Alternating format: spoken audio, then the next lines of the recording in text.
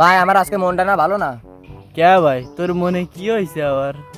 ওই যে সেদিনকার স্কুলে গেলাম না, তা কি জানো আর পকেটেতে 20 টাকা নিয়ে চলে গেছে। তা তুই পকেটে একটু সাবধানে রাখবি না? পকেটটা ঠিকই সাবধানে রাখলাম, সাবধানে তো রাইনি, টাকা সরে তো টাকা নিয়েছে, পকেট তো আর নিই। তা টাকাটা সাবধানে রাখবি না? টাকাটা যদি আমি সাবধানে রাখতাম তাহলে কি আমি তোমার আর দুঃখের কথা কতে আসতাম? তোর কাছ থেকে টাকা নেই কি করে? তুই কুবাই তাই থাইস। তা তো আমি করতে পারি না। দেখা গেলো উত্তর দিকে টাকা রয়েছে, দক্ষিণ দিকে আমার টাকা নিয়ে চলে গেছে। মাথা কি তোর সাথে আছে? তা মাথা তো আমার সাথে আছে, এ আবার কিরা নিয়ে যাবে? কোন দিন দেখবি উপরে টাকা রয়েছিস, নিচে তো তোর মাথা নিয়ে চলে যাবে, তুই টিয়ারও হবি না। তোমার সাথে টিটকে রেখা পাচ্ছ, এমনি আমি সরে পারে খেপে রয়েছি।